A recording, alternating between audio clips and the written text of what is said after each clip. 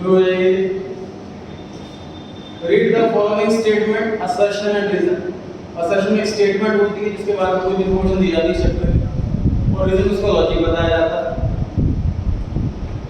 पहले पढ़ना assertion is the impact and incidence of indirect tax lie on different person. अलग-अलग लोगों को इम्पैक्ट पड़ता है सर इनडायरेक्ट टैक्स का, इनडायरेक्ट टैक्स की जीएसटी। रीजन में sir indirect tax can be avoided by not entering into those transactions which call for such taxes। मतलब जो जिन ट्रांजैक्शन से टैक्स आ जाता है, जैसे कि कुछ परचेज सेल कर रहे हैं तो ये ट्रांजैक्शन हो रही है, ऐसे ट्रांजैक्शन को हम अवॉइड करें, वो हम ट्रांजैक्शन करें ही ना, तो हम टैक्स से बच सकते हैं, हमें टैक्स देने भी पड़ेगा, टैक्स को अवॉइड कर सकते हैं, ये काम कर सकते हैं। ए ऑप्शन असर्शन और रीजन दोनों ट्रू हैं और रीजन जो है वो करेक्टली एक्सप्लेन कर रहा है असर्शन को।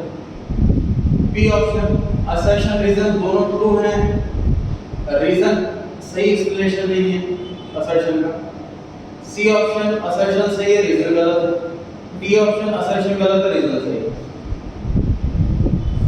हाँ शुरू आपके बारे बताइए कौन सा ऑप्शन सही है और क्यों, क्या लगता है? बी ऑप्शन सही है, वजह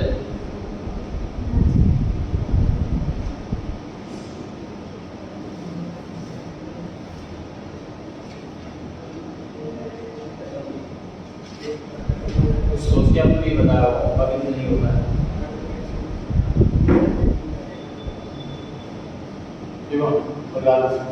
सर रीजन ये बता रहे थे कि हम टैक्स को कैसे अवॉइड कर सकते हैं और उसमें इनडायरेक्ट टैक्स को वो बता रहे हैं कि इसमें डिफरेंट पर्सन अप्लाई कर सकते हैं। क्या दोनों ट्रू हैं?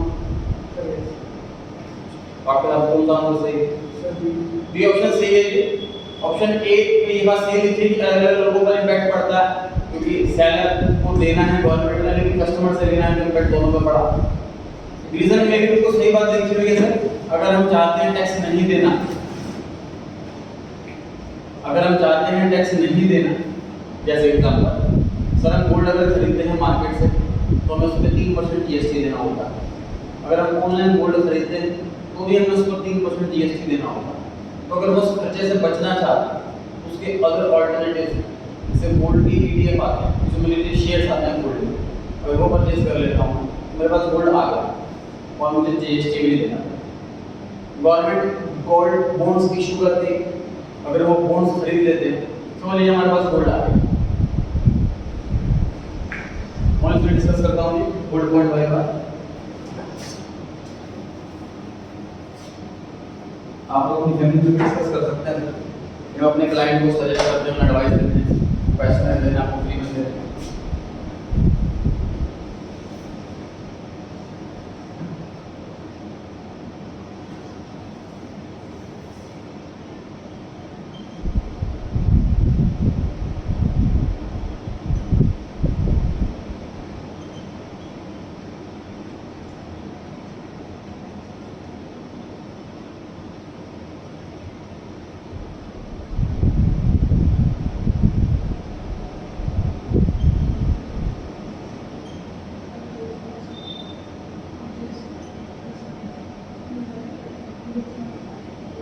क्योंकि क्या होता है सर, अगर आज की डेट में मैं कोई गोल्ड खरीदता हूँ, गोल्ड क्यों खरीदते हैं सर? इन्वेस्टमेंट के पर्पस से भी काफी लोग गोल्ड खरीदते हैं, यार शेयर्स को कुछ नहीं पता, हमारे पैसे मर जाएं, एफडी में इंटरेस्ट बड़ा कम मिलता है।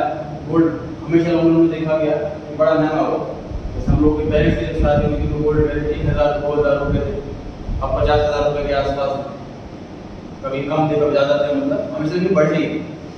तो आज की डेट में मान लीजिए 1 लाख रुपये का गोल्ड खरीद लेता हूँ दुकान पर जाकर, गोल्ड के बिस्किट आते हैं कितने ग्राम का ले सकते हैं, इन्वेस्टमेंट के पर्पस से मैं खरीदना चाहता हूँ, तो 1 लाख रुपये मुझे सिर्फ 20 ग्राम गोल्ड मिलेगा, उस पर 3% जीएसटी, मतलब मुझे 3000 रुपये एक्स्ट्रा देने पड़ेंगे टैक्स, 3000 रुपये एक्स्ट्रा का टैक्स। मेरे पास 20 ग्राम में गोल्ड आता है, अब घर पर रखने में सर सेफ्टी का इशू आता है, घर में रखने हैं गोल्ड मेड आती है, वहाँ से रिस्क रहता है चोरी का, पूरी फैमिली घूमने जा रही है, अगर अकेला है तो रहता है रिस्क चोरी का। उसके बाद मान लीजिए 8 साल हो गए, मान लेते हैं गोल्ड का रेट जो है वो 1 लाख से डबल हो गया, बढ़ गया तो 2 लाख रुपए। तो मैं 1 लाख वाला गोल्ड पर 2 लाख रुपए बेच दूँ, मतलब मैंने 1 लाख रुपए कमा लिया। 1 लाख रुपए टैक्स दिया था, 97,000 रुपीज का, ऐसा ही है। और सेफ्टी का भी डर रहा, टेंशन नहीं। गोल्ड के लिए लोग क्या करते हैं, जनरली बैंक में लोकल किराए पर लेते हैं। बैंक में लोकल का जो रेट होता है वो करीब 2,000 से लेकर 10,000 रुपये साल का होता है, डिपेंड करता है गवर्नमेंट ले रहे हैं बैंक में कि प्राइवेट बैंक में ले रहे हैं, छोटा लोकल ले रहे हैं कि बड़ा लोकल ले रहे हैं, वो गोल्ड उस लोकल लेकर के रखते हैं, उसका किराया देते हैं ताकि सेफ्टी रहे। बैंक लोकल में 2 चाबी होती है, मैनेजर के पास रहती है और एक हमारे पास रहती है, वो साथ में चालू करेंगे। जब मैं सीए में एग्जाम्स एलएलबी जब मैं गया था तो हमारी ड्यूटी पता है इसमें क्या होती है, हम स्कूल से पहले बैंक में जाते हैं। हम पहले बैंक में जाते हैं, आपके जो क्वेश्चन पेपर होते हैं वो भी बैंक में रखे जाते हैं लॉकर। तो हम बैंक में गए, अपने सामने जो है वो पुलिसमैन होते हैं, बैंक मैनेजर होते हैं और जो एग्जाम कंडक्ट कर रहे हैं उसका स्टाफ होता है, हमारे सामने लॉकर से वो क्वेश्चन पेपर निकाले जाएंगे और फिर हमारे सामने इसको एक बैग में रखा जाएगा। बैग के साथ साथ हम उनके बैंक में बैठेंगे, अपनी कार नहीं छोड़नी पड़ती है, अपनी कार में अपने सामने रखना उस बैग को। और फिर हम स्कूल जाएंगे, बैंक से वहाँ तक अपने सामने वो क्वेश्चन पेपर खुलवाने हैं, अपने सामने टीचर्स को डिस्ट्रीब्यूट करवाना, यहाँ पे ड्यूटी रहती है। उसके बाद जब खत्म हो जाएगा पेपर तो हर एक क्लासरूम से क्वेश्चन पेपर आएगा हमारे सामने, हमारे सामने सीखता है कि कुरियर होगा तब ड्यूटी खत्म होती है हमारी, चले जाते हैं 3 घंटे बाद पेपर खत्म करके, 2 घंटे लगते हैं वहाँ पर अपने सामने उसको क्लियर करवाना, तब जाके ड्यूटी खत्म होगी सीधी लगता है। क्या ये प्रॉफिट हुआ sir 97,000। Government gold bonds issue करती है, देखो इसमें क्या है, मान लीजिए मैंने आज 1 लाख रुपए का गोल्ड खरीद लिया, तो मैक्सिमम जो गोल्ड खरीदा नहीं ऑनलाइन गोल्ड है, बॉन्ड्स है, तो मैंने जीएसटी दे नहीं दी, ठीक, इसका मुझे हर साल इंटरेस्ट मिलेगा 2.5%, मतलब कि 2500, 8 साल का, मतलब कि 20,000। जब 8 साल पूरे हो जाएंगे उसके बाद गवर्नमेंट वाले कहेंगे कि आज की डेट में जो गोल्ड की वैल्यू है या तो उतने पैसे ले लो, तो उतने ही ग्राम का गोल्ड ले लोगे, आपकी इच्छा। मान लीजिए 1 लाख रुपए का जो बॉन्ड्स है ये सिर्फ 2 लाख रुपए के हो, तो बैंक कहेगा तो 2 लाख रुपए कैश ले लो हमसे, या 2 लाख रुपए गोल्ड की बिस्किट ले लो, आप मुझे नोट दे दो, मैं तो कैश लूंगा, मैं कैश ले लूंगा, 2 लाख रुपए का मुझे कैश मिलेगा। 1 लाख रुपए लगाए थे, 2 लाख मिल गए, प्रॉफिट कितना हुआ 1 लाख। उसके अलावा मैंने 20,000 रुपए इंटरेस्ट भी कमाया, ठीक।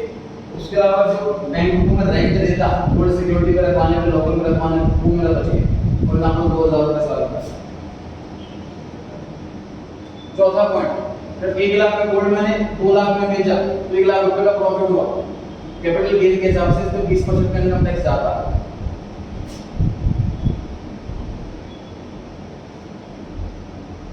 मेरा प्रॉफिट हुआ सिर्फ 77,000, ये वाला टैक्स फ्री, इसकी इनकम में कोई टैक्स नहीं, चाहे करोड़ रुपए कमाता हो इसमें कोई टैक्स नहीं दिया जाएगा। तो यहाँ प्रॉफिट सर है 77 और यहाँ प्रॉफिट आ गया है 1,36,000। पैसा उतना ही लगाना है, पैसा उसी जगह पे लगाना है, गोल्ड बढ़ेगा तो यहाँ भी मेरा पैसा बढ़ेगा, यहाँ भी मेरा पैसा बढ़ेगा, गोल्ड घटेगा तो यहाँ भी मेरा पैसा घटेगा, यहाँ भी मेरा पैसा घटेगा, रिस्क दोनों का बराबर है, बट ये नॉलेज नहीं होती, अवेयरनेस नहीं होती, इसलिए हम इतना नुकसान कर लेते हैं। ठीक है, गवर्नमेंट में ना शेयर्स नहीं होते, तो डिवेंचर जैसे पढ़ेंगे हम सेकंड बुक में, एक होता है वर्ड डिवेंचर और एक होता है वर्ड शेयर। डिवेंचर में क्या होता है कि गवर्नमेंट ने प्रेफरेंशियल लोन लेती है, उसमें फिक्स्ड इंटरेस्ट देती है, वो रिस्क फ्री होता है। जो शेयर्स होते हैं उसमें ओनरशिप होती है, जैसे एग्जांपल समझ लो, एक बिजनेस के अंदर मेरा फ्रेंड मुझे कहता है कि या तो भाई पार्टनर बन जा या तो मुझे लोन दे दे, तो मैं अगर पार्टनर करूंगा तो मुझे रिस्क रहेगा, तो प्रॉफिट नहीं होगा तो कुछ नहीं मिलेगा, तो मैं उसको लोन दे दूं मुझे इंटरेस्ट मिलेगा मुझे। तो बॉन्ड्स लोन की तरह है कि हम गवर्नमेंट को लोन दे देंगे 100% रिस्क फ्री, 100% सिक्योर। रिस्क भी इतना ही है कि मान लो गोल्ड में सस्ता हो गया, इसकी चांस बिल्कुल बहुत कम है, 1 साल तक 8 साल के बाद गोल्ड सस्ता होगा, ऐसा पास्ट में कभी नहीं। चलिए रीजन में लिखा हुआ था indirect tax can be avoided by not entering into those transaction which call for such tax. Example ये था कि हम ऐसे ट्रांजैक्शन में एंटर हो जाएं जिसमें टैक्स लगता ही नहीं, ऐसे हम उसको अवॉइड करने से टैक्स लगता है, ऑटोमेटिकली हम टैक्स से बच जाएंगे। तो रीजन बिल्कुल परफेक्ट लिखा होगा, लेकिन दोनों अलग अलग बातें तो कह रहे हैं। रीजन असर्शन को कहां एक्सप्लेन कर, दोनों अलग अलग बातें कह रहे हैं, ठीक है। तो देखो जो रीजन लिखा हुआ है टैक्स अवॉइडेंस, एक होता है टैक्स की चोरी और एक होती है टैक्स की प्लानिंग। तो टैक्स की चोरी है वो इलीगल है। जैसे कि मैंने गोल्ड की बिस्किट खरीद ली, मान लीजिए, तो मेरा प्रॉफिट हुआ 1 लाख का बेचा, 2 लाख का बेचा, प्रॉफिट हुआ। अब ये इनकम टैक्स रिटर्न में दिखाई नहीं रहा, मैंने छुपा लिया और टैक्स मैंने उसको दिया है, ये टैक्स की चोरी। लेकिन मैं टैक्स बचाने के लिए मैंने वो खरीद लिए बॉन्ड्स, तो टैक्स की प्लानिंग। टैक्स की प्लानिंग अलाउड है, नंबर 1 में जितना मैं टैक्स बचाऊं। टैक्स अवॉइडेंस ये इलीगल। यहाँ पर इलीगल वाली बात नहीं करी गई, प्लानिंग वाली बात करी गई। ये बोला फंक्शन पूरे मत उस पर टैक्स लगे। क्वेश्चन नंबर 3 आंसर आ गया, ठीक है, क्लियर है सबको। क्वेश्चन नंबर 2 पर आ गए हैं। असर्शन में लिखा हुआ है direct tax have limited reach, कम लोगों तक ही पहुंचेगा, और direct tax do not reach all the sections of the economy, एक सेक्शन ऑफ द इकोनॉमी में नहीं पहुंचता। मतलब हर टाइप ऑफ पर्सन या हर टाइप ऑफ बिजनेस पे टैक्स नहीं ले पाते हैं। असर्शन रीजन ये कह रहा है। और उसके बाद आप शुरू आपकी बारे बताया था लेक्चर आपके बताए ए ऑप्शन वजह बताएं। पर टैक्स लिमिटेड होता है क्योंकि वो जो कंपनी होती है या कोई बिजनेस होता है उसमें लगता है। सैलरी वाले में लगता है, सर पर वो इनडायरेक्टली लगता है ना। सैलरी वाले में डायरेक्ट लगता है। इंडिविजुअल के लाइफ सर डायरेक्टली ये किसी को नहीं लगता। लगता है इंडिविजुअल को।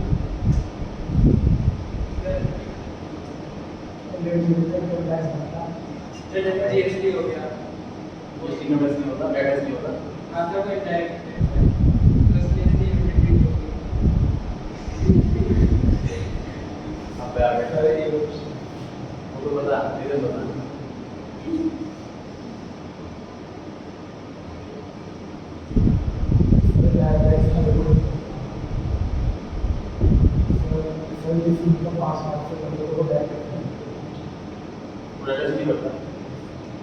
डायरेक्ट टैक्स की सर लिमिटेड रीच इसलिए है क्योंकि इंडिया में हर कोई पर्सन टैक्स नहीं भरता।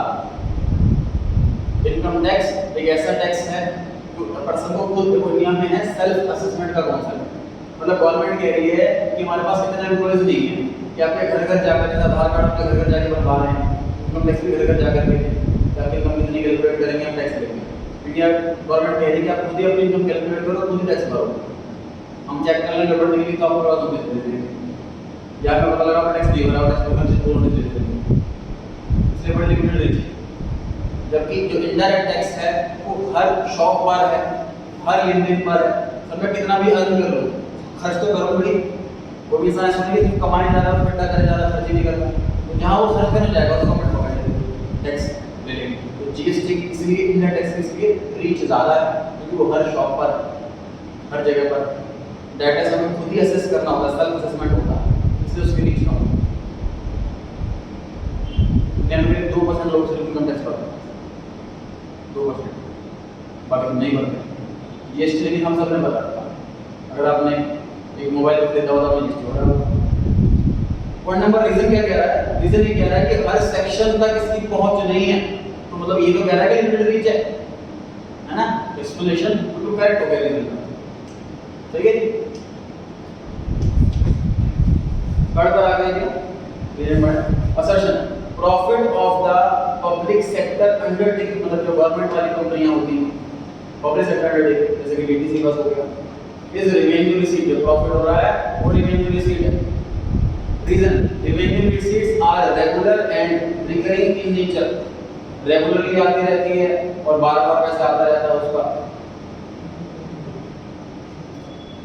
आपकी बात रेवेन्यू सेक्टर समझाया होगा क्लास को होगा।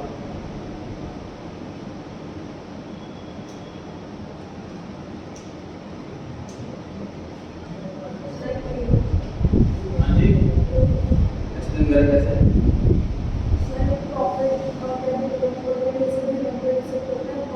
प्रॉफिट और डिविडेंड रेवेन्यू शीट होगा, बिल्कुल सही बात है कि आपने बताया।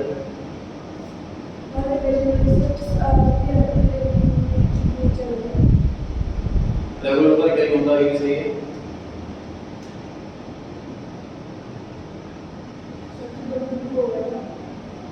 तो आपने जो रीजन बताया वो दोनों ट्रू है, ये बात सही है। और ऑप्शन ए में से ऑप्शन बी हो सकता है। ए और बी दोनों ऑप्शन के अंदर ही असर्शन भी ट्रू होता है और रीजन भी ट्रू होता है। बी ऑप्शन कैसे है? ए ऑप्शन क्यों नहीं?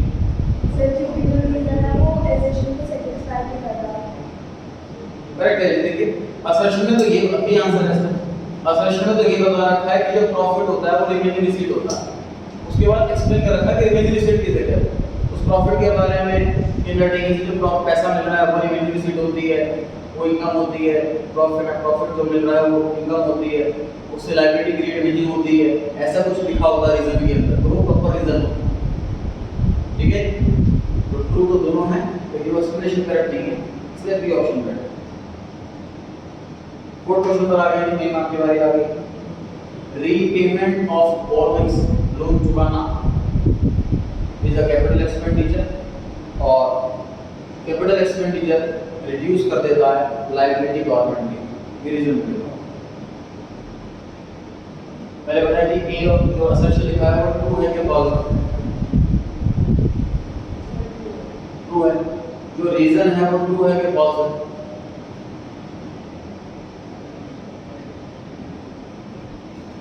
हाँ जी ट्रू है।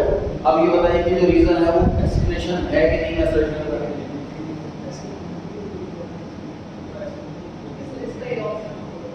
सही। तो ध्यान से देखिए ऑप्शन नंबर ए में जब लोन पे करें तो लायबिलिटी तो रिड्यूस हो रही है, और रीजन में भी लिखा हुआ है जब लायबिलिटी रिड्यूस होती है तो कैपिटल एक्सपेंडिचर होगा। तो करेक्ट एक्सप्लेनेशन है, इसलिए ए ऑप्शन सही। अब fiscal deficit indicates total borrowing requirement of the government, और रीजन में लिखा हुआ है government mainly borrows from RBI to meet its fiscal deficit.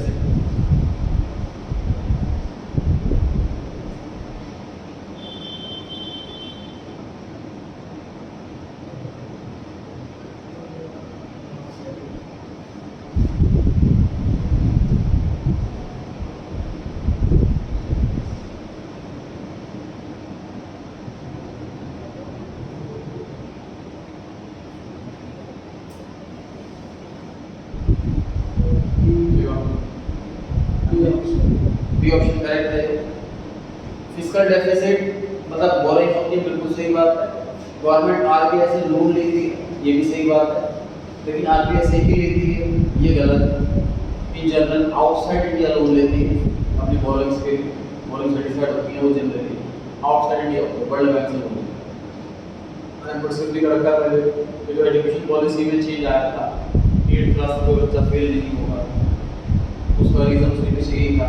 World bank loan इसलिए नहीं दे रहा था कि आपके कंट्री में आप एजुकेशन पे पैसा नहीं लगा रहे थे, लिटरेसी रेशियो कम है, उन्होंने फीस पे पैसा लगाना खर्च करना शुरू करा, वो दिखाने के लिए वो लिटरेसी रेशियो बहुत ज़्यादा है।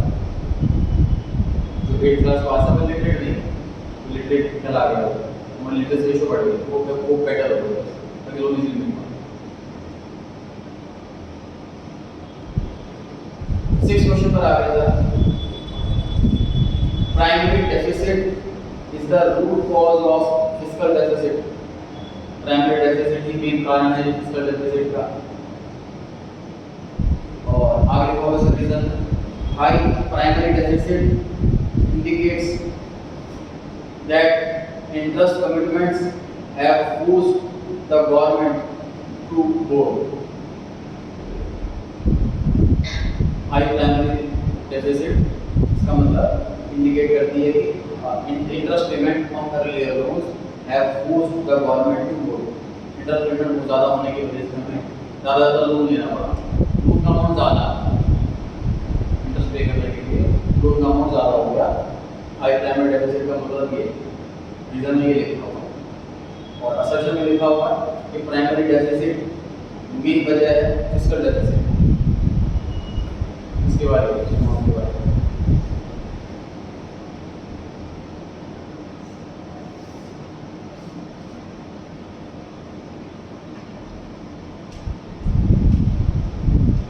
बी कौन सा है? Sir B B option. Assertion में जो लिखा हुआ है कि प्राइमरी ये deficit C C option. C option में आपका आंसर कह रहा है कि असर्शन ट्रू है और रीजन फॉल्स है। तो बताएं रीजन कैसे फॉल्स है। कोई ऑप्शन कोई भी टिक करोगे ऑप्शन तो पूछा जाएगा। कुछ नहीं कर सकता बताओ तो साफ कुछ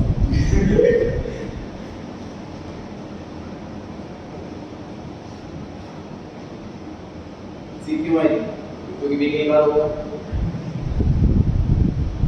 माशाल्लाह बताएं कौन सा ऑप्शन सही है। आप बताएं कि मुझे पहले बताएं कि असर्शन जो है वो सही है कि नहीं। सही। रीजन बताएं कि सही है कि नहीं।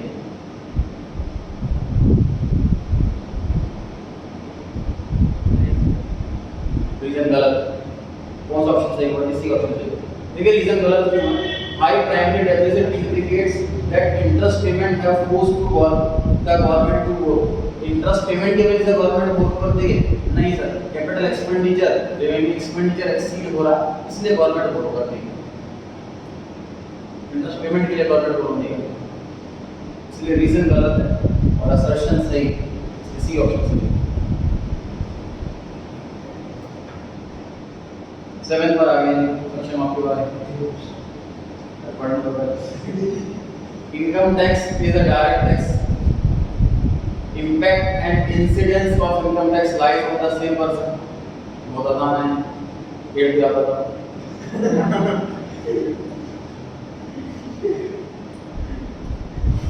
पेड़ बताएं। सेवन बिल्कुल देगा सबको। इनकम टैक्स पर बढ़ना था वही पर आता डाटा सही होता है, सेशन भी सही है और रीजन भी सही है। 8 क्वेश्चन पर आ गए। Revenue deficit refers to excess of revenue expenditure over revenue receipt। revenue expenditure ज़्यादा है, revenue receipt कम है, उसे कहते हैं revenue deficit। High revenue deficit gives a warning signal to the government to either curtail its expenditure अपना कम करे या revenue बढ़ाए। तो ये indicate कर रहा है। ये ऑप्शन असर्शन ट्रू है आपके हिसाब से, रीजन भी ट्रू है आपके हिसाब से और रीजन पे एक्सप्लेन कर रहा है असर्शन को। तो आप लाएगा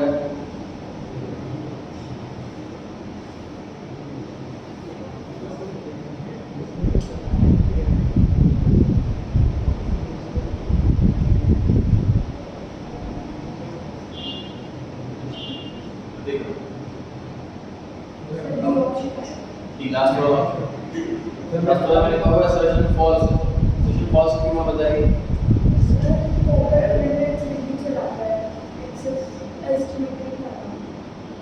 एक ही बात है, एस्टिमेटेड वर्ड टोटल को इंडिकेट कर रहा है कि फ्यूचर का टोटल वाला है, फ्यूचर वाला ये हो कैसे सर क्योंकि आपस में वो के बाद में इन फोन में बताया तो नीचे वाले को वो बताया तो कि चाहता हूं तो अब सही है। बी ऑप्शन आंसर है। रिवेन्यू डेफिसिट का मीनिंग बता रखा है सजेशन में, ओरिजिन बता रखा है कि हाई डेफिसिट से क्या हो जाता। अगर इसका ऑपोजिट लिखा होता ना, मतलब जो रीजन में लिखा है वो सजेशन में लिखा होता, वो जो सजेशन में लिखा है वो रीजन में लिखा होता, तो ये ऑप्शन सही बैठता। समझ आ रही है बात?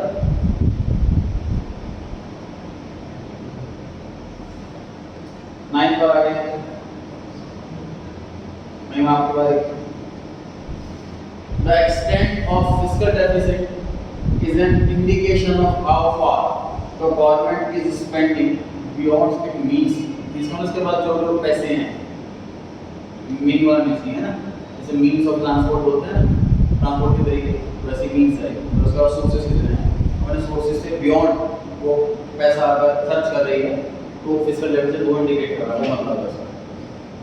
रीजन है जी higher fiscal deficit creates burden. ज़्यादा फिस्कल डेफिसिट हो जाता है तो बर्डन आता है फ्यूचर जनरेशन में, क्योंकि फिस्कल डेफिसिट का मतलब कि लोन आना, लोन आने का मतलब फ्यूचर जनरेशन को बर्डन आना। तो बताइए असर्शन ट्रू है कि नहीं? ट्रू है। रीजन ट्रू है कि नहीं? रीजन ट्रू है। रीजन एक्सप्लेन करेक्टली कर रहा है कि नहीं कर रहा सर?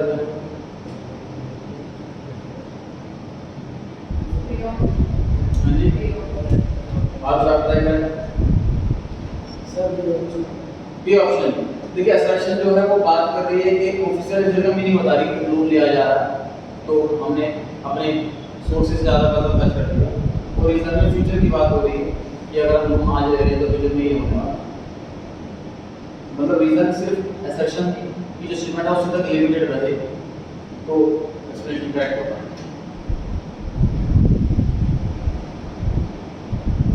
देन पे आगे नेक्स्ट ऑफ की बारी आती है। Increase in revenue deficit. Revenue deficit का मतलब है सर रेवेन्यू एक्सपेंडिचर ज़्यादा और रेवेन्यू रिसीट कम। तो अगर रेवेन्यू डेफिसिट इंक्रीज हो रहा है does not always lead to higher fiscal deficit. Fiscal deficit के अंदर रेवेन्यू कैपिटल वाले दोनों आते हैं।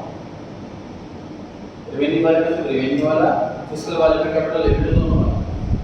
असर्शन क्या है कि रेवेन्यू डेफिसिट हमेशा फिस्कल डेफिसिट नहीं कर देता, कर भी सकता नहीं कर सकता, ये मतलब है sir. Reason fiscal deficit is also influenced by capital expenditure and non debt creative capital receipt of the government in addition to revenue receipt and revenue expenditure. Sir एक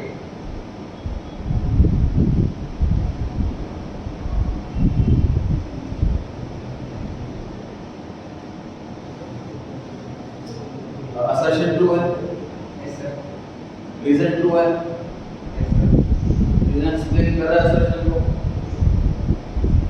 सर बी तो सेटिस्फाई कर रहा answer है पूछ रहा हूँ। Satisfy कर रहा है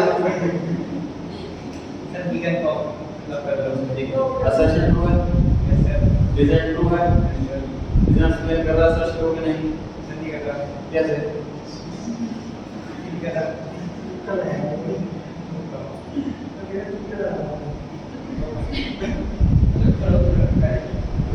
राइट है। तो आपने बी को सोच के दिया होगा ना आंसर को। सर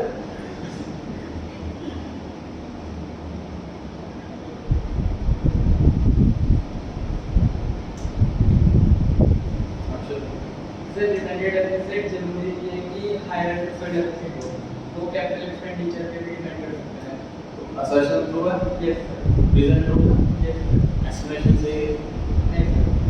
सर ऊपर वाले में बताया कि डिपेंडेंट डेफिसिट अगर ज़्यादा हो तो वो हमेशा फिस्कल डेफिसिट पे गो नहीं करता, और नीचे बताया कि फिस्कल डेफिसिट एक्सेस में हो सकता है, ज़्यादा हो सकता है कैपिटल एक्सपेंडिचर और कैपिटल रिसीट्स की वजह से।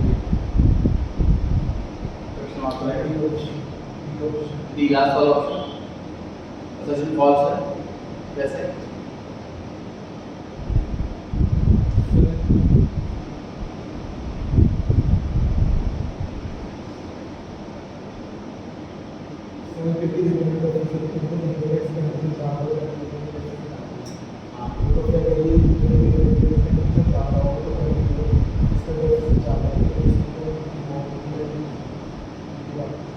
ऑप्शन ए में रीजन में तो लिखा हुआ है कि रेवेन्यू डेफिसिट अगर हो रही है तो जरूरी नहीं है कि फिस्कल डेफिसिट भी हो, ये बात लिखी हुई है।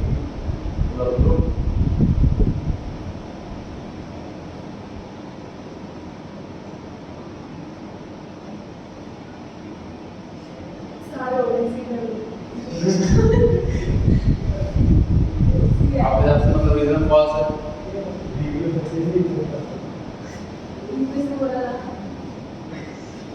रीजन फॉल्स क्यों?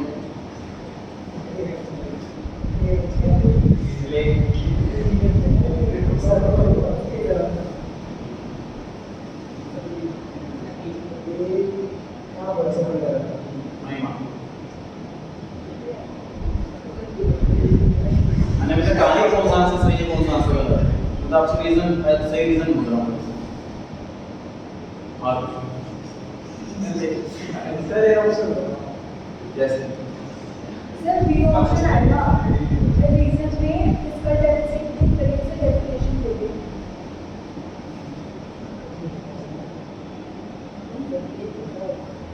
बताएं जानकारी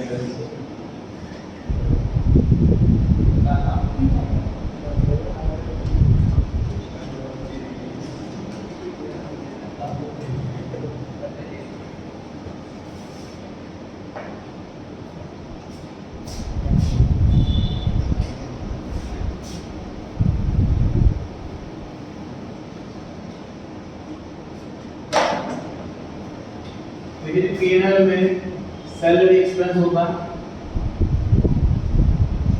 और नेट प्रॉफिट इसकी वजह से कम हो जाता है, तो बस सही है।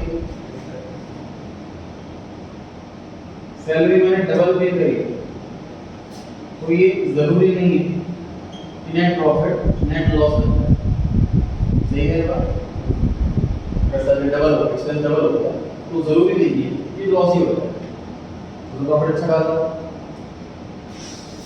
प्रॉफिट जो होती है वो सारी इनकम को ऐड करके और सारे एक्सपेंस को माइनस करके निकाला जाता है, तो ये इसी वजह से एक्सप्लेन कर रहा है। तो खर्चा डबल होने से जरूरी नहीं है प्रॉफिट लॉस बन जाए, क्योंकि प्रॉफिट निकालने के लिए सारे खर्चे और सारी इनकम मिल जाती है। करेक्ट रीजन बिल्कुल इसी तरीके से सर रेवेन्यू डेफिसिट का मतलब revenue expenditure minus revenue receive, ठीक है जी। और फिस्कल डेफिसिट के अंदर ये तो आता ही आता है, उसके अलावा ये भी आता है, मतलब ये भी आता है और ये भी आता है, ठीक बात है। अगर ये बहुत ज्यादा हो जाए, मतलब ये पोर्शन ज्यादा हो जाए तो ये ज्यादा हो भी सकता है, ये ज्यादा नहीं भी हो सकता। ये बात लिखी है sir, higher revenue deficit may not necessarily lead to higher fiscal deficit। तो वही वजह, क्योंकि फिस्कल डेफिसिट इन सब से मिलकर बना है। और आगे का एक्सप्लेनेशन बिल्कुल करेक्ट है सेक्शन का, इसलिए ये ऑप्शन है। इन टाइप के क्वेश्चन में सी और डी चूज करना बड़ा आसान है, लेकिन ए और बी में से चूज करना बड़ा मुश्किल।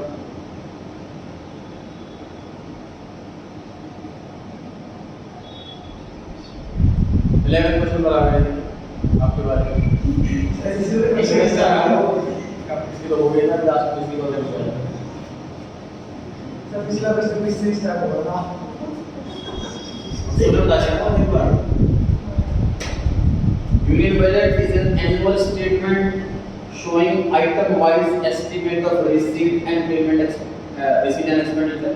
हर एक आइटम वाइज कितना पैसा आया, कितना पैसा जाएगा, आएगा और जाएगा। Reason, through budget government aims to reallocate resources in accordance with the economic and social priorities of the country। Budget government का एम बता रहा है कि नहीं बताएं कौन सा ऑप्शन सही है, उसका रीजन भी पूछा जाएगा, ऑप्शन के साथ सोच के बोलना। सर बी ऑप्शन सही है, क्योंकि तो गवर्नमेंट में सब होता है कितना पैसा है और गवर्नमेंट तभी इसमें की इकोनॉमी देख पाए। सेम ये बोला मेरे को सर गवर्नमेंट आप बताएं असर्शन ट्रू है, यस सर, रीजन ट्रू है, यस सर, तो रीजन आपके साथ सच में एक्सप्लेन नहीं कर रहा। यस सर, कैसे? क्योंकि तो गवर्नमेंट में बनता ही इसलिए कि हम देख पाए कि हमारी इकोनॉमी कैसी है।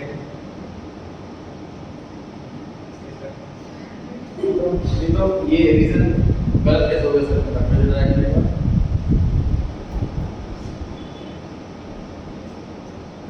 अच्छा सर ये ऑप्शन सही कैसे एक्सप्लेन कर रहा है डेमोंस्ट्रेशन को?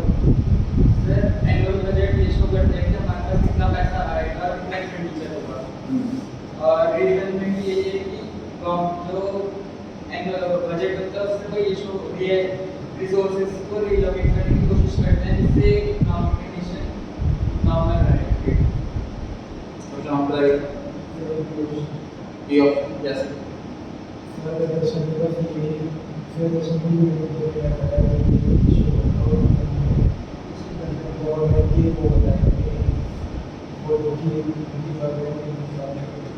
करेक्ट है, बी ऑप्शन सही है। असर्शन में यूनियन बजट के अंदर क्या क्या आता है ये बता रखा है कि कहां से पैसा आएगा, कहां पैसा जाएगा, और रीजन में गवर्नमेंट के एम बता रखे हैं कि गवर्नमेंट इस साल क्या एम रख के चल रही है। तो एक तरह से समझ लो कि असर्शन में मॉनेटरी एस्पेक्ट की बात हो रही है और रीजन में नॉन मॉनेटरी एस्पेक्ट की बात हो रही है। पैसा कहां से आएगा, पैसा कहां से जाएगा, ये असर्शन में बात कर रहे हैं, और रीजन में ये बात कर रहे हैं कि हमारा एम क्या ऑब्जेक्टिव क्या है, हमारे सिस्टम में ऑब्जेक्टिव बता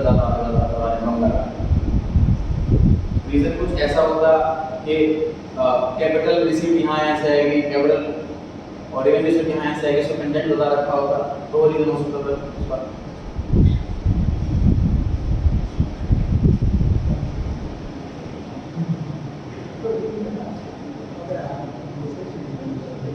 वो आपकी बात है। Read the following statement carefully. Choose the correct alternative. Statement 1 में लिखा हुआ है the impact and incidence of direct tax is on same person and direct taxes are generally proportional in nature. आपको पढ़ाई करें।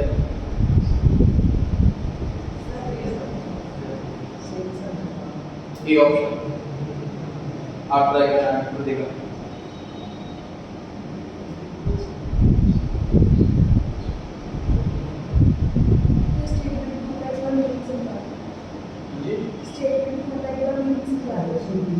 बस टर्म इस्तेमाल कर रखिए प्रोपोर्शनल, ये हमें डिसाइड करना है कि प्रोपोर्शनल टर्म सही है कि नहीं। आप आंसर दें इसके बाद मैं स्पेल करता हूँ, थोड़ा आंसर हो जाएगा।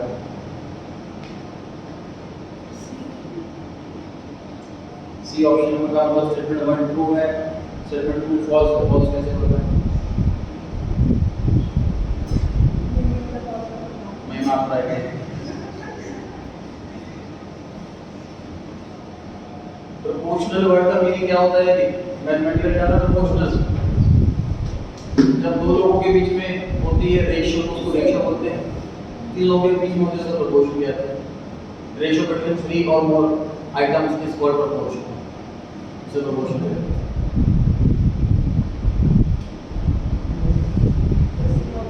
हाँ जी, सी ऑप्शन। तो उसमें स्टेटमेंट 2 गलत कैसे है?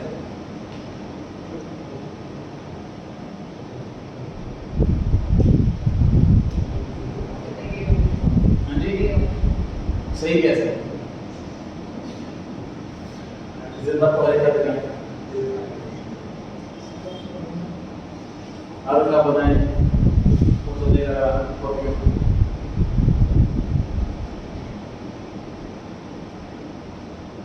सर सी ऑप्शन गलत क्यों है स्टेटमेंट?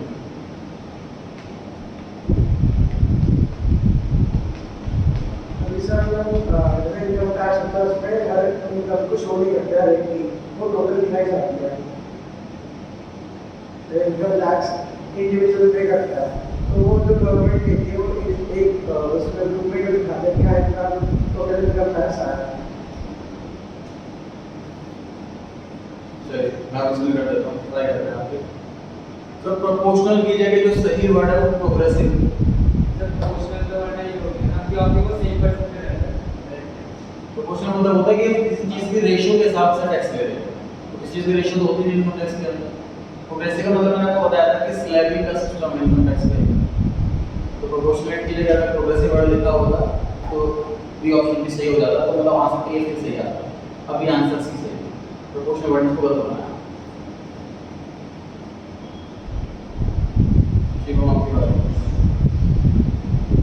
रेवेन्यू रिसीट ना तो लायबिलिटी क्रिएट करती है ना कि एसेट रिड्यूस करती है।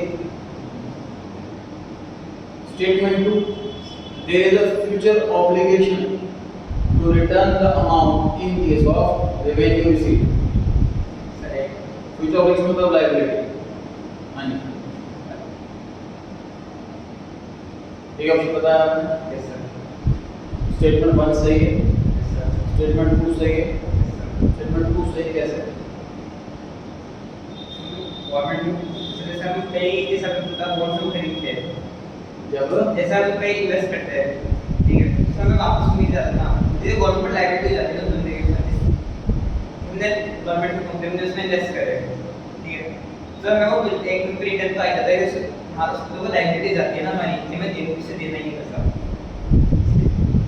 आप सी ऑप्शन के हिसाब से आपके हिसाब से स्टेटमेंट 2 गलत है। कैसे गलत है? सर जब पैसा आता है तो फ्यूचर ऑब्लिगेशन की से रीपेमेंट। रेवेन्यू रिसीट का मतलब होता है सर इनकम। इनकम को कभी रिटर्न नहीं करना होता। रेवेन्यू रिसीट कौन सा होता है? Example tax. गवर्नमेंट को अगर टैक्स मिल रहा है, गवर्नमेंट वापसी करना ही नहीं है कभी। तो कोई ऑब्लिगेशन नहीं क्रिएट होती, इसलिए ऑब्लिगेशन क्रिएट हो जाती, इसलिए फॉल्स हो गया।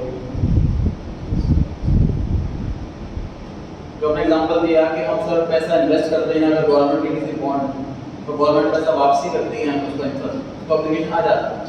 लेकिन जब हम गवर्नमेंट के यहाँ पैसा इन्वेस्ट करते हैं ना, तो गवर्नमेंट के लिए वो कैपिटल रिसीट होती है, वो में रियल रिसीट होती है।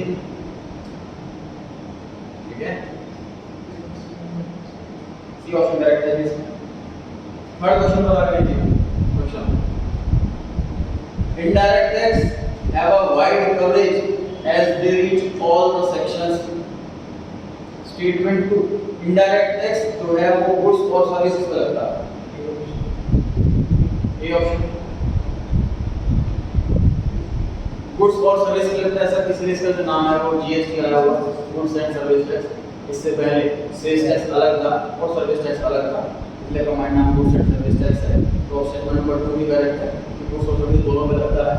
स्टेटमेंट नंबर 1, ज्यादा कवरेज इसकी होती है डायरेक्ट टैक्स के मुकाबले, ये सेक्शन पे लगा और डायरेक्ट टैक्स गरीब पर नहीं लग रहा, इसलिए कम उसकी रीच होगी और ये ऑप्शन सही होंगे। फोर्थ क्वेश्चन पर आ गया सर, आपकी बारी देखो। कैपिटल रिसीट्स या तो एसेट क्रिएट करती है या लायबिलिटी रिड्यूस करती है, दोनों में से कोई एक काम करती है। स्टेटमेंट 2, रिकवरी ऑफ लोन पैसा वापसी लेना is a debt creating capital receipt. इससे हमारी डेट मतलब लायबिलिटी, डेट मतलब लायबिलिटी क्रिएट हो जाती है। ट्राई करें कौन सा ऑप्शन सही है। पहले हमने बताया स्टेटमेंट 1 करेक्ट है कि नहीं, ट्रू है कि फॉल्स। स्टेटमेंट 1 ट्रू, स्टेटमेंट 2 बताइए ट्रू है कि फॉल्स। फॉल्स है। स्टेटमेंट 2 में ऐसा क्या चेंज करोगे ट्रू हो जाए।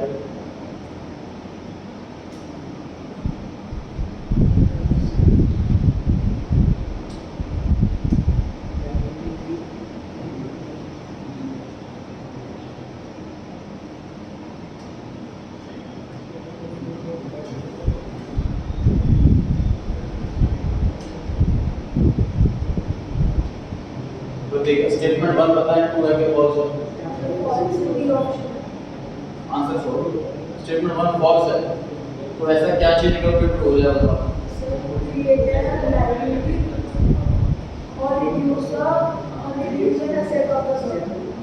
तो क्या इसका क्वेश्चन लिखा हुआ है कैपिटल रिसीट में या तो एसेट क्रिएट होती है। याद कीजिए कैपिटल रिसीट में हमें पैसा मिलता है, जब पैसा मिलता है तो ये दो तरीकों से मिलता है। तो हमने लोन लिया है या हमने एसेट बेची। लोन लिया होगा तो लायबिलिटी बढ़ेगी, एसेट बेची होगी तो लायबिलिटी कम होगी, तो एसेट कम होगी, तो लिखा हुआ एसेट बढ़ेगी।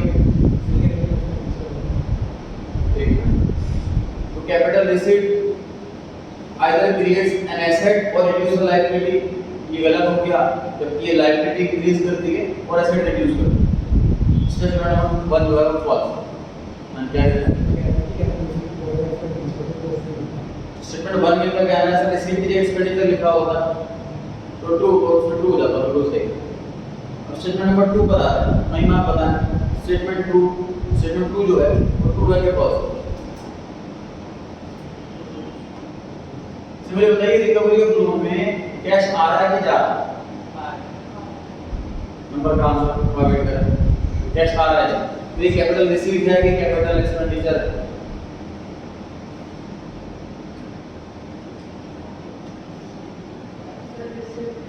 Capital receipt. स्टेटमेंट 2 जो है ट्रू है कि फॉल्स।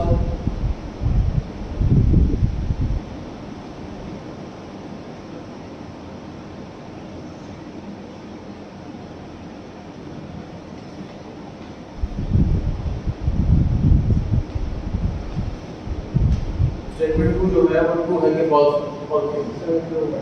ट्रू है। स्टेटमेंट 2 जो है वो ट्रू है कि फॉल्स। फॉल्स क्यों?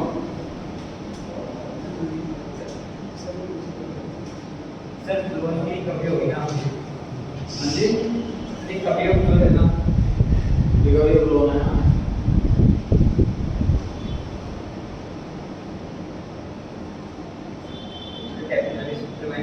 मार्क ना ऐसे कोई नहीं जाएगा सही है, फॉल्स है क्योंकि कोई डेट क्रिएट नहीं हो रहा। रिकवरी ऑफ लोन का मतलब क्या है? सर ये मुझे बताइए, रिकवरी ऑफ लोन को उस तरह वाला रिकवर कर रहा हूं हमसे या हम रिकवर करने कैसे पता लग रहा है? ये मुझे बताओ, रिकवरी ऑफ लोन में कैसे पता लग रहा है कि उसके सामने वाला हमसे रिकवर कर रहा हो तो हम लोग ले रहे हैं? सर तो रीपेमेंट आ जाएगा ना। करेक्ट, तो फिर रीपेमेंट लिखो, हमारा तो रिकवर वर्ड यूज करते हैं हम, उसको कहते हैं लोन चुका दिया, रीपेमेंट ऑफ लोन दिस को हमने पे करा हुआ। जो लोन का मतलब हमने लोन दिया हुआ था, अपन लोन वापस ले लें, पैसे वापस ले लें। तो ये कैपिटल रिसीट है, ये वर्ड ट्रू है, इसमें लिखा हुआ है डेट क्रिएटिंग वाली कैपिटल रिसीट। लायबिलिटी क्रिएट हो जाए ऐसी कैपिटल रिसीट नहीं, ये एसेट रिड्यूसिंग वाली कैपिटल रिसीट है। ठीक है जी, दोनों स्टेटमेंट फॉल्स हो गई तो कौन सा ऑप्शन आ गया? बी ऑप्शन हो गया। ठीक है, ये क्वेश्चन अक्षर आपकी बारी है। Fiscal deficit gives borrowing requirement of the government. Fiscal deficit का मतलब बोरोइंग रिक्वायरमेंट है, लोन की रिक्वायरमेंट है। High interest payment on past borrowing have greatly increased the fiscal deficit. Past में ज्यादा इंटरेस्ट पेमेंट करनी पड़ी, इससे हमारा लोन बढ़ता है। अब इस वाले में हमें ये नहीं देना कि भाई क्या कि रीजन करेक्ट है कि नहीं, ऐसे आंसर में देना ऑप्शन में ट्रू या फॉल्स ही बताना। बताइए स्टेटमेंट 1 ट्रू है कि फॉल्स? स्टेटमेंट 2 जो है सेकंड स्टेटमेंट 1 ट्रू है कि फॉल्स?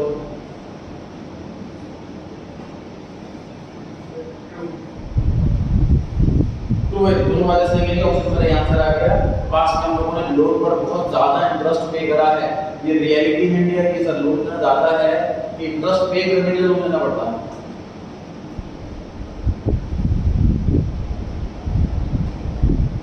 क्वेश्चन पर आगे बढ़ते हैं आपके बारे में। Primary deficit is borrowing requirement of the government for making interest payment. जो इंटरेस्ट पेमेंट के लिए लोन लिया हुआ है वो है प्राइमरी डेफिसिट। और primary deficit is zero when fiscal deficit is equal to interest payment. पहले मैंने स्टेटमेंट नंबर जो 1 है वो ट्रू है कि फॉल्स है? स्टेटमेंट 1 ट्रू है, वजह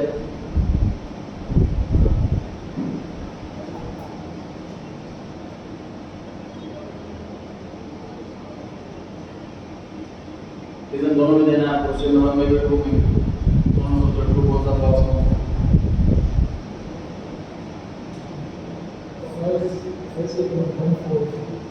हाँ जी, 1 फॉल्स है। क्यों फॉल्स क्यों?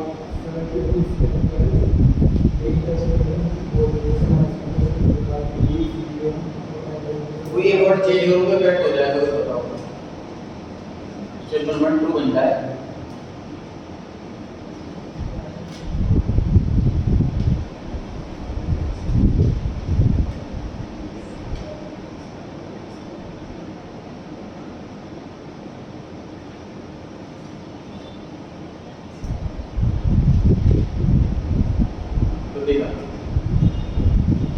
स्टेटमेंट 1 ट्रू है कि फॉल्स है?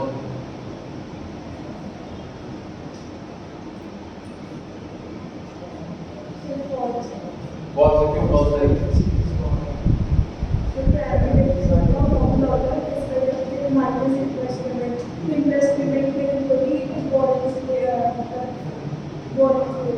ट्राई कर रहे हैं। फिस्कल डेफिसिट का फॉर्मूला होता है सर बोरोइंग रिक्वायरमेंट, और प्राइमरी डेफिसिट का फॉर्मूला होता है fiscal deficit minus interest payment. इसमें लिखा है प्राइमरी डेफिसिट बोरोइंग रिक्वायरमेंट होती है, वो फिस्कल डेफिसिट होती है। बोरोइंग रिक्वायरमेंट होती है, वो फिस्कल डेफिसिट होती है। प्राइमरी डेफिसिट नहीं, फॉल्स हो गया स्टेटमेंट नंबर 2। हम आप बात स्टेटमेंट नंबर 2 के बारे में। ट्रू है कि फॉल्स है? ट्रू है जी। अगर फिस्कल डेफिसिट और इंटरेस्ट पेमेंट दोनों बराबर हो जाएं तो प्राइमरी डेफिसिट 0 आ जाए। फॉर्मूला सही होता है फिस्कल माइनस कौन सा ऑप्शन सही हो गया? लास्ट वाला डी वाला। 7 पर आ गया। आज आपकी बारी आ गई।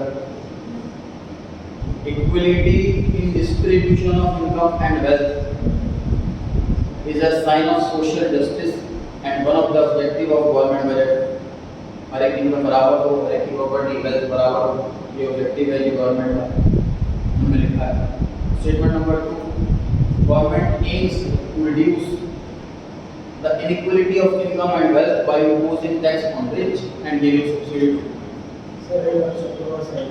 ये ऑप्शन सर दोनों सही है। पहले वाले में बता रखा है कि ऑब्जेक्टिव होता है गवर्नमेंट का कि हर एक की इनकम बराबर हो, और स्टेटमेंट 2 में लिखा हुआ है कि हम इनकम बराबर कैसे करते हैं, हम एक ज़्यादा टैक्स और गरीब के लिए सब्सिडी दे करके हम इसको इनकम को बराबर करते हैं। तो उसके लिए अगर ये एक्शन रीजन होता तो ये ऑप्शन ही होता ना।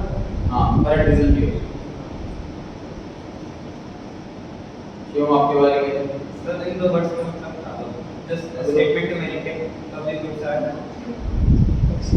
पब्लिक गुड्स पढ़ते हैं एक बार। Public goods are those goods and services which are collected and consumed by the government, जो गवर्नमेंट जो by the public कंज्यूम करती है। Public goods are excludable and devalued in nature। Try करेंगे आप उसको स्पेल करता हूँ दोनों, मतलब अपने बेस पर आप जो अंडरस्टैंडिंग यूजुअली टेस्ट चल रहा है अपने अंडरस्टैंडिंग के बेस पर आंसर मैं तो स्पेल करूँगा। ये ऑप्शन मतलब दोनों स्टेटमेंट ट्रू है, ये कैसे बताना? सर वो पब्लिक गुड्स का मतलब पब्लिक कंज्यूम कर लेती है, तो पब्लिक के लिए होते हैं सर। पब्लिक के लिए होते हैं सर, गुड्स जो पब्लिक गुड्स होते हैं बिल्कुल सही है। दूसरा स्टेटमेंट नंबर 2 ट्रू कैसे है?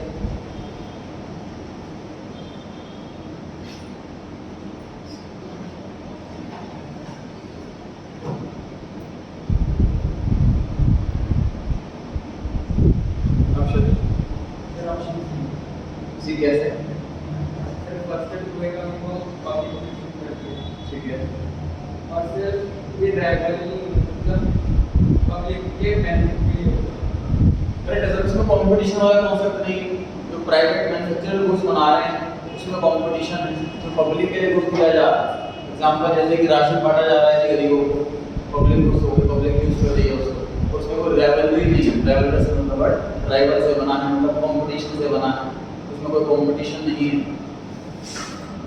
कि मतलब मेरे वाला राशन की शॉप से लेके उसको राशन शॉप से नहीं लेंगे। प्राइवेट गुड्स में होता है राइवल।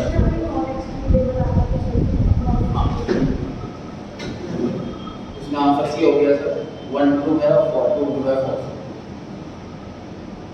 फिर नोट्स हो गए हमारे शॉर्ट क्वेश्चन लॉन्ग क्वेश्चन हो गए, ठीक हो गए, कंवर्सेशन इतने सारे हो गए।